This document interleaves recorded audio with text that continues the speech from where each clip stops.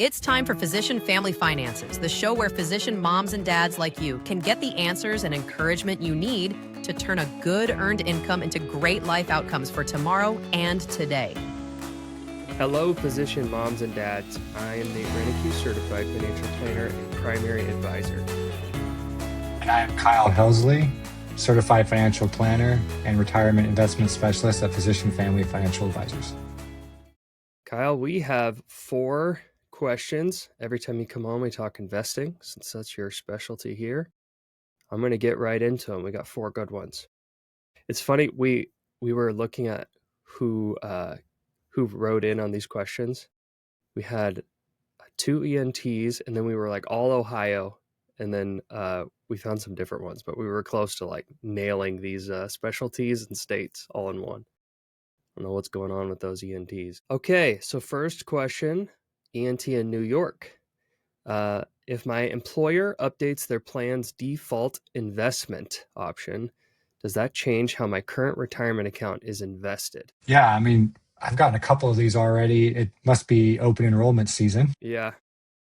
So, so I've got a couple of notices that there's been an update or a change to the default investment. And so first I'm going to just describe what that is.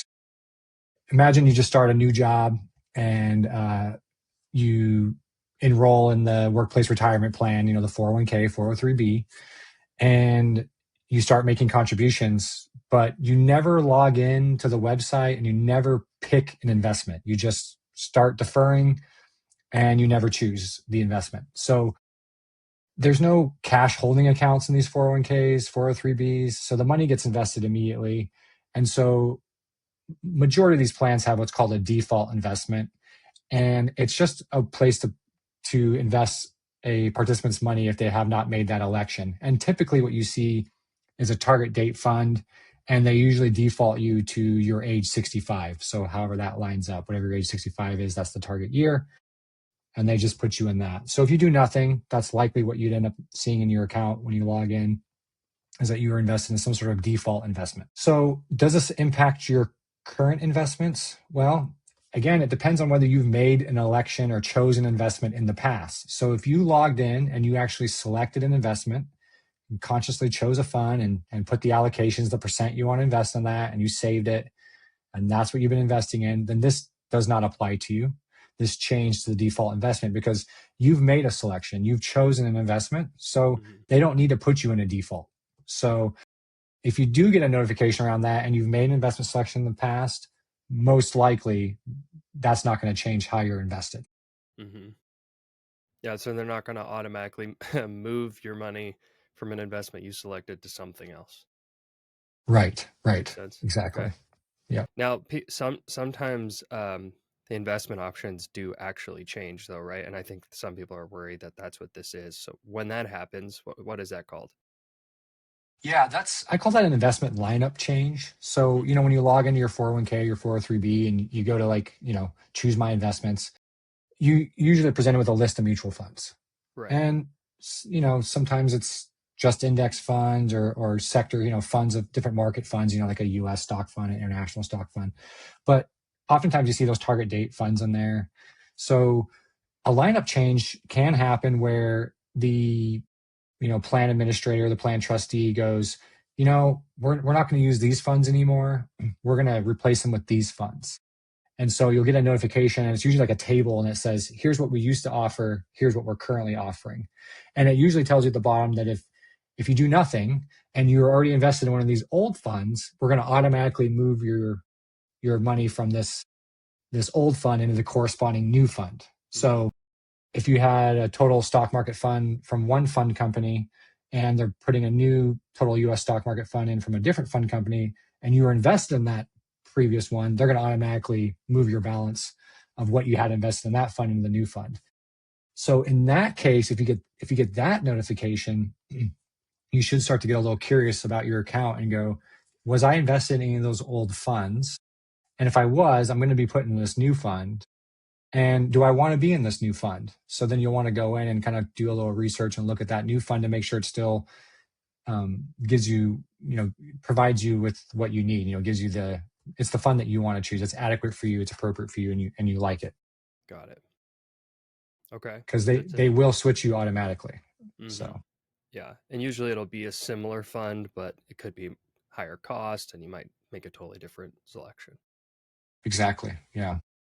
Okay, next question is from a critical care doctor in Ohio. My oldest child is in college right now, and we have some tuition money in a high yield savings account. Should we move it to his 529? So I have seen both. I've seen people do both of these things for a variety of reasons. So getting into the specifics is not totally appropriate. It usually has to do with which college, and are we sure the college is gonna be, you're gonna use the 529 money to pay for college and all that. But I want to take a step back and get to the root of this question. Every time I hear this question, it is a child is either in college or very, very close to college. Okay. And the reason that's when I get this question is there is this assumption with most people. Really, what they're asking is, should I keep this money in cash or should I put it in stocks? That's actually what they're asking. So I want to make it real clear that if you're invested appropriately in your 529, you should not be in a whole bunch of stocks on the cusp of college or while your child's in college. So before you even get into whether or not you should do this, just do yourself a favor, go look inside your child's college 529 account and see how much bonds and cash is in there. Because for this specific person that I got asked this question from, it was something like 70% bonds, 20% cash, and 10% stocks. And immediately that should, I guess, calm your nerves about the decision you're about to make. Okay. The other piece of this is that if you were nervous to put this money in bonds, which I'm not saying you should be, but if you were nervous to put this money in bonds, they also have cash options in a 529. So when I get this question, generally it's a large sum of money as well. Nobody's all that worried about putting $10,000 in their 529 and moving money around. So look at your asset allocation, adjust it if necessary, and then now that you feel the asset allocation in your 529 is appropriate, then you think about the outcomes of keeping it in a cash account versus keeping it in a 529. So let's just imagine, no recommendation here, but let's just imagine it's apples to apples, cash to cash. Okay, this person wanted to put a couple $100,000 in the account. So let's say you're getting 3%, 3% interest on your cash. It's a little bit better than that right now in high yield accounts, but just for easy numbers. That's a few $1,000s that if you left it in your high yield savings account, you would pay taxes on. Guaranteed, right? You're going to pay taxes. So if it is actually apples to apples here, I would put it in the 529, because why pay taxes on several $1,000s you don't have to? Okay. And then there's another piece of this, which is you might get a state income tax deduction, right? And in this particular case, they were mostly on track for college, and then their child got into a really expensive school. So they hadn't been contributing to college for a while because they were done. They thought they were done, which is something we see often. So they got to put in, it was $190,000. And if you get a state income tax deduction for those contributions, you can deduct it on your taxes for they can deduct it on their taxes for the next 5 years, because it's a 5-year forward averaging. So the answer is not totally obvious for some, because they're thinking about risk. Risk is an investment risk is tied up in this question. But if it's apples to apples, I don't see any reason why you shouldn't put in your 529. Now, you must be careful that it is apples to apples, because a lot of times the cash account or the FDIC insured investment option in your 529 does not pay as well as a high yield savings account. But you just need to do your due diligence on what your options are inside the 529. If you're comfortable with it, then it's just a tax question. So most of the time we go 529. Makes a lot of sense. And I know that these 529s have these capital preservation portfolios, but they're not, that doesn't mean cash necessarily. Don't those typically have bonds in them as well? Yep. Sometimes they have bonds, and there's a element of risk in bonds. But they usually have an FDIC insured option next to Yes, they that have an most FDIC times. insured option. Capital preservation is generally what you'll be invested in, though, is kind of your question or your note here. And I think that's important, but I also, most of the time you have hundreds of thousands of dollars in the capital preservation or the bond fund anyways. So I understand that there is risk there when you buy bonds. It should be less than stocks. The bond are less risky than stocks. But at the same time, I don't always understand the fear, because you have a whole bunch of money in that fund anyways, right? So again, this is a risk tolerance question. And most of the time when we nail it down and we say, I ask the question, are you nervous about the performance of these bonds? Nobody really says yes. That I believe that most people are assuming they have a whole bunch of stocks, and that is not appropriate to put your money in right before college start. Okay, ENT in Oregon this time. How should investors think about owning broad index funds when they disagree with the practices of some of the companies inside them? Careful, Kyle. This is we get this question ever so often. Usually it's kind of the political climate that drives this question. And I feel like I understand the sentiment behind it. But in practice, what you do with your investments can be a little bit tricky. So we're going to do our best to digest this, but it's not always a clear answer. Yeah, and it's not always a clear answer too, because anyone who's been a long time listener of us will hear this reoccurring theme of kind of your disciplined investment practices and then your values, right? And sometimes this is kind of a question of that. Like, how do I get my values into, should my values be in my portfolio? So really, this is investing in what we call socially responsible investing is the industry term for that. It's a values question, how much do you really value this? But, from a strictly investment standpoint, kind of setting values aside for right now, um, you know, diversification is very important. And having as much diversification as you can get helps manage your risk. We've talked about this before, but when you invest, there's two types of risk. There's systematic risk and unsystematic risk. Systematic risk is just risk that you can't ever do away with because it's just inherent in investments. There's always risk in investing, and that's systematic risk. Unsystematic risk is all the other risks that you can think about. Business risk, like technology is a certain part of the economy, a certain type of business, right? So there's business risk if you were just to invest in one technology or in one specific business, like owning an Apple stock, a single Apple stock. That you're exposed to business risk. There's people risk. Who's running the fund, who's running the company.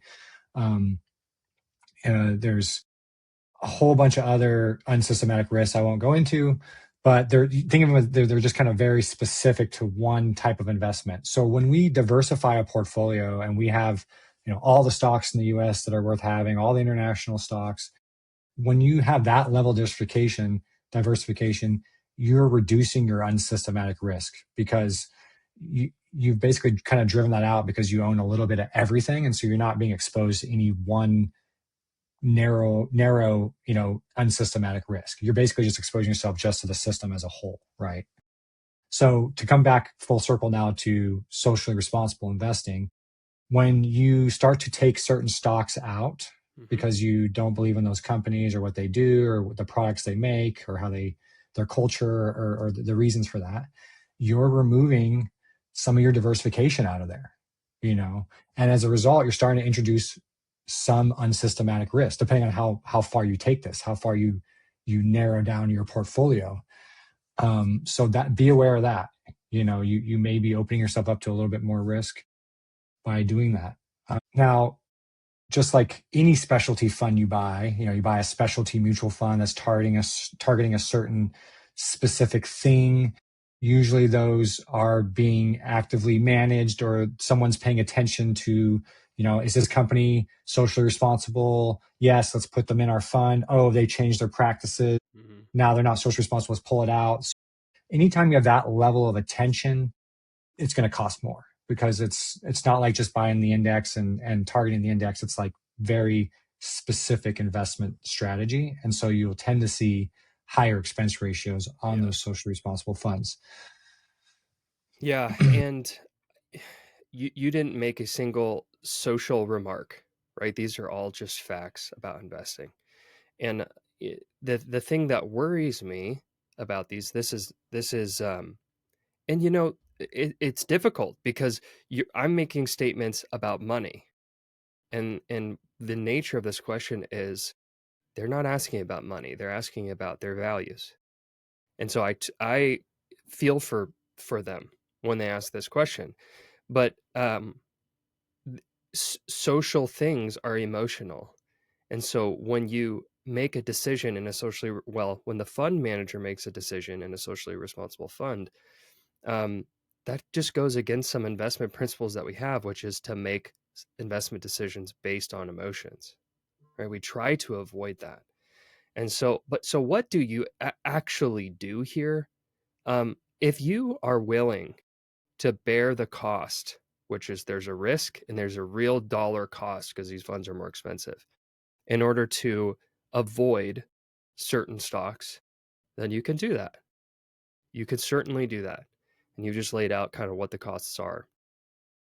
If you are nervous about that, I think that there is a very reasonable way to approach this while staying in an index fund that is not labeled a socially responsible index fund, which is to stay diversified, fully diversified in an index fund. And you can express your personal values in a different way. And I believe, I know the person who asked this question, they already do this. They do this through their consumer choices, right? They don't shop at these stores. They don't buy certain items or whatever it is. They don't support them. And I would argue that that is much more powerful than your tiny little slice of that company. And it is tiny, right? But your tiny little slice of investment in that company by buying an index fund, if you were to remove that, that is less valuable to the company than just not shopping there, right? And you can also, let's say you could somehow do the math and see how much money you made off that company. You could take that money and give it away, and give it away in a meaningful way. You could be charitable with your money. You could be charitable with your time. So rather than you kind of managing your portfolio, or some fund manager managing their portfolio, making potentially emotional decisions with your investments, you could turn that around and say, I'm going to take the savings that I got instead of using this, this socially responsible fund, and I'm going to take the returns that I can try to calculate from the funds that I didn't want to buy, and I'm going to donate it to somewhere I think is will do good in the world. So there are ways around this, but if you just think that's a whole bunch of workarounds to try to make dirty money, just don't invest. You could buy a socially responsible fund. That's certainly an option. Yeah. And here's the other thing too that comes to mind is there's a whole bunch of different socially responsible funds out there to choose from, and they're all sliced and diced differently, different ways. Yes. And depending on what you're trying to achieve with your socially responsible investing, you might have a really hard time finding the perfect one, the one that excludes exactly the stocks you want excluded. Oftentimes these SRI funds are, they're removing like what they call sin stocks, like Yes. tobacco and manufacturers of war products, Yeah. military products, things like that. But if you're looking to weed out a specific company and then maybe this company, and you're not really thinking through that lens of these certain sectors of the economy, taking out just defensive stocks or whatever it is, then you might not be able to find the one that fits anyways. And you might look high and low and never find the one, in which case you're kind of left with the options that you talked about, or, even making yourself even more narrowly invested by choosing individual stocks, saying, okay, I'm just going to abandon using a fund of funds now because I can't find the one. And I'm just going to cherry pick individual stock positions, which we know and definitely increases your risk. You definitely bear more risk that way. Yeah. So, Yep. keep that in mind as well. Yeah, it's a tough question if you feel really strongly about it. There's no two ways about it, but we see it, and if clients are listening and they want to talk about it, give your primary a call. Okay, last question here. Sorry, can I Yeah, correct something I said earlier? sure. So I said defensive stocks. I did not mean defensive stocks. That's Oh, not what I you was meant meant. you Yes, meant military stocks. I meant military. So I was Yeah, thinking yeah, defensive. Yeah. So I yeah. misspoke, but Yeah, I defensive stocks mean something in our world. it does. It means something differently. So I just wanted to correct myself. Okay, no worries. Family medicine doctor in Minnesota. I have $100,000 of extra money. Should I pay down my house or invest it? I swear I get this question multiple times a year, every year, probably will, for as long as I'm working with physicians, which is great because they have extra money. So, real quick, I'm going to assume this is truly extra money.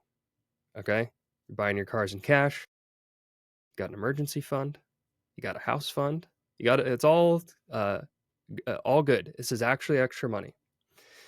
And before I get into what I actually think you should do here, I want to point out a couple things. Well, most people are looking at this like an investment decision or a math problem, but some of the math problem that that makes this question hard is it's not just rates of return, right? So very recently, many mortgage companies have made it possible, very easy, to recast your mortgage. So if I just got this mortgage and let's say I have a $700,000 mortgage, I put $100,000 toward principal, and I can recast it, which would mean you would lower your monthly payment. Okay, so that they would recast the whole loan. I don't think that that's really an issue here because they have $100,000 of extra money, so they don't really need a lower mortgage payment. But there are times where maybe you sold a house and you're like, man, my mortgage payment's high and I'd like to get it lower. You could do that. And then before I get into the next part, I want to say interest rates really do matter here. We still have people that have interest rates in the 2% range. That changes the math here. So this question got a lot more difficult to answer when interest rates are on your mortgages below inflation, right? But at a high level, most of the time, this question is posed as a math problem. And the issue with this math problem is that there's a variable in there that is totally unknowable. So you're talking to your mortgage broker. They say, why don't you, instead of putting 40% down on your house, why don't you just put 20? And you'll take the extra 20% you were going to put on toward your house and just invest it. You'll get a better return. Okay. PSA number 1, don't listen to your mortgage broker for investment advice. Okay. You ever wonder why they always say this? It's because they make more money if your mortgage is larger. Okay. You ever wonder why people like Kyle and I usually say this? It's because if you invest this $100,000, the typical financial advisor can charge you for it. So they are not giving you good advice. I mean, they're not even posing the question in an honest way, a mathematically honest way. They're just assuming that they can or you can beat your mortgage rate in the market, which is not true. Okay? They cannot guarantee they will beat your mortgage rate in the market. Now, throughout most of history, over a long period of time, probably, right? But we can't make that promise. We don't. So because it's an unknowable number, it makes the math problem impossible to solve in my eyes. So instead of trying to make it a math problem, I want you to imagine next time you have this issue in front of you, whether or not it's $25,000 or $250,000. I want you to imagine that your banker came to your kitchen table and they said, I'm going to allow you right now to borrow an extra $100,000 on your house at your going interest rate. So let's say it's 5%, 6%. So you get to borrow $100,000 more dollars, 6% interest. The only caveat is you have to go invest it right away. Most people, when they hear that question, think that would be crazy. Why would I take an extra $100,000 against my home that I must pay off before I retire, right? I want to pay it off someday, just so I could leverage myself to put money in the stock market. And most of the time when people hear this question, unless you have unless you risk isn't really a thing for you, like you don't care about it, your stomach turns a little bit. And then I want you to realize this is the exact scenario you're in when you have an extra $100,000. So whether or not you should do this, you shouldn't do this, there are caveats. There's, you can write your mortgage interest on off on your taxes, depending on what rate you have. All of that matters. But at the end of the day, you're asking, should I leverage myself to invest more? And generally, unless the math is so skewed one way, I would say the answer is usually no. You should probably pay down your mortgage. This all assumes it's truly extra money. You're on track for retirement. You're on track for college. You have an emergency fund. All the boxes are checked. And in that case, you should probably reduce your risk and don't take risk you don't have to. So lots of things that can go into this. Like if you're behind on something, then you should probably do a mixture of both. But at the end of the day, if it's truly extra, most of the time I see physician families decide to pay down their mortgage with a good chunk of it. Yeah, that makes a lot of sense. And I was immediately thinking about planning too, which you touched base on. I was thinking of the importance of planning. So, knowing that you're on track for retirement, that gives you the confidence, it gives you the luxury of doing this, right? Yes.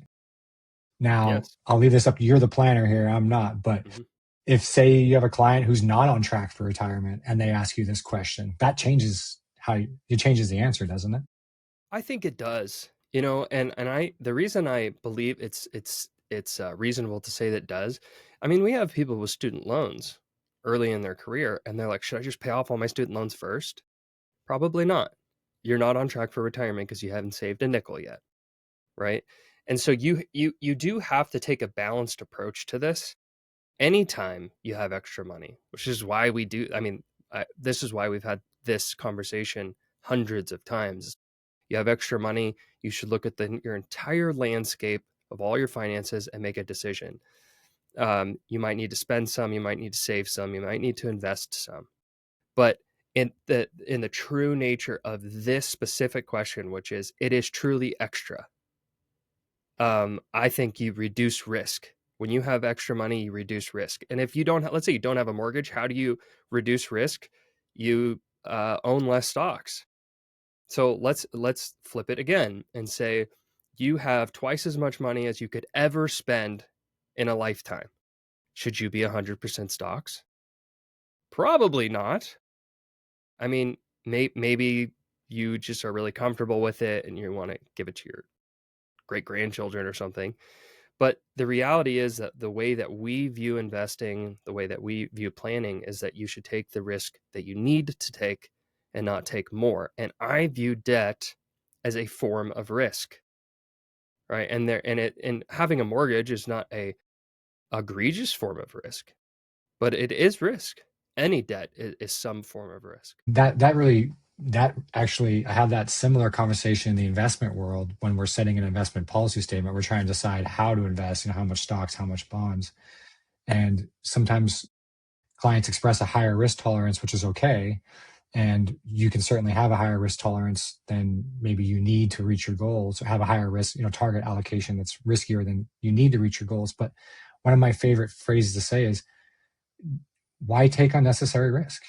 Do you want to take unnecessary risk? Because you don't need to take this risk, And I think that that's a really good question to ask yourself, Yeah. My last takeaway thought on this, because, you're investing, I'm mostly planning. This is why it's so important to set real goals, right? If you don't have real goals and you're not just blatantly honest with your planner, then we're going to look at that plan and say, hey, you said this is what you need, and we're going to act accordingly. And then sometimes when you get, they're like, well, what if I want a boat? What if I want a vacation home? Well, that changes things. What if I want to pay for my grandchildren's college? That changes things. And you have a longer time horizon now. And now your investment policy has changed. And now an appropriate level of risk is totally different. Right? So make real goals, take them seriously. Don't just try to skip to the fun desk, which is what I call Kyle's desk. All right. Don't skip to that. Take these seriously, because it all factors into how you should handle your money. Yeah. It's funny that you said that, because I think of the planners as like you're planning the road trip, right? Yep. And then they come to my Yep. desk and I'm like the guy who checks your oil and puts your tires on your car and Yep. make sure your tire, that's me. I like to say, thanks for joining me. This is where the rubber meets the road, Yeah, that's right. But here we always do planning. We strive to do planning first, because like you said, having real goals brings clarity to how your money should be invested. Yep, exactly. And those change. I mean, imagine you had $1 million of extra money and all of a sudden your goals got a little more expensive because, you start dreaming. So dream with me, everyone. I will dream with you, and we will come up with real goals, which has real effects on your investment portfolio, or at least it should. All right, I'm going to close this out. Thank you, everyone, for listening. If you liked this episode, be sure to subscribe so you don't miss when we release new episodes every Wednesday. And it would really help us if you could like and subscribe to the show, just so it could get out there in front of your other colleagues. If you'd like to work with us, you can visit physicianfamily.com, schedule an interview. And if you aren't ready for that, you can just send us a question at podcast@physicianfamily.com. We will answer your question either on the show or by email. And we will be sure to get back to you whether or not it makes it to the show or not. Until next time, remember, you're not just making a living, you're making your life. Are you ready to turn worries about taxes and investing into all the money you need for college and retirement? It's time to make a plan and get on track. To find out if we're a match, visit physicianfamily.com and click Get Started. Or you can ask a question of your own by emailing podcast@physicianfamily.com. See marketing disclosures at physicianfamily.com/disclosures.